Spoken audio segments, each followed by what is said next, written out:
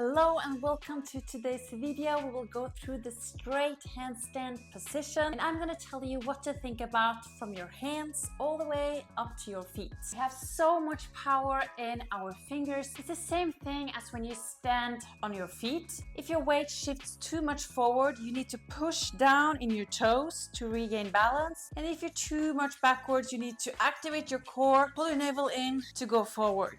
If my weight in the handstand shifts too much forward, I can just push down in my fingertips and I will regain balance. We're gonna start with our hands positioning. You're gonna place your arms down on your mat and you actually want your index finger to point forward. This is because we want an external rotation in our shoulders. I'm gonna go down in a downward facing dog and show you what I mean. You actually want to think that you bring your armpits towards your chest, right? So we're gonna externally rotate and pushing up from the floor. This is exactly the same positioning we want in our handstand.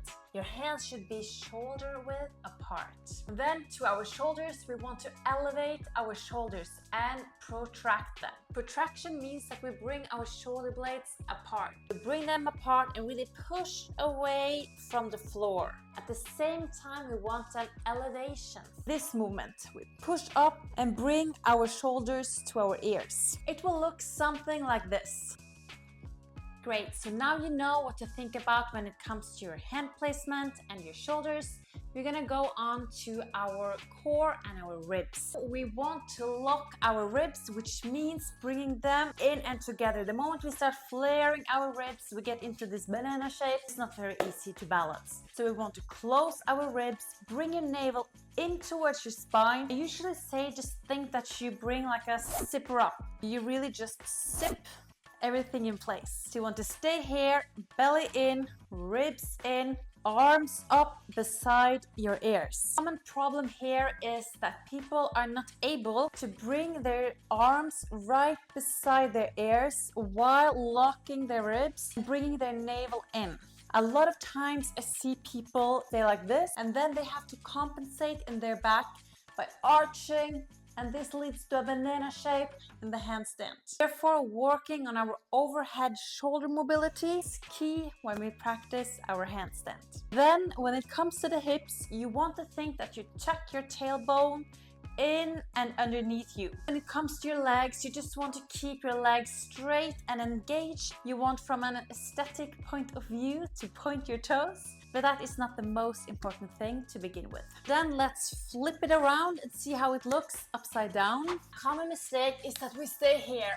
I'm plunging forward and my shoulders are not in line with my wrists. I can still balance, but it's not an optimal position and it's way more heavy to stay here. To fix this, I actually want to bring my shoulders over my wrists.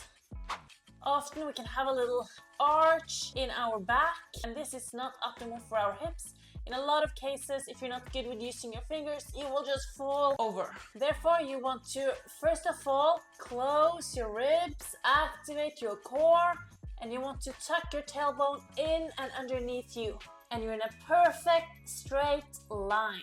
A common misunderstanding of a handstand is that you're just gonna find your balance and then you can just stay there forever and it's no problem at all. Unfortunately, that is wrong. We always need to work to keep our balance. So it's not about finding the perfect balance. It's about learning how to use your body, how to do these micro adjustments to be able to stay there for longer. Thank you so much for watching this first video about the alignment, how to find the balance, how to use your body. This is just a short introduction, but the most important thing will always be to just practice, stay consistent, and feel it in your own body. I'm here to help you, so reach out and ask me if you have any further questions.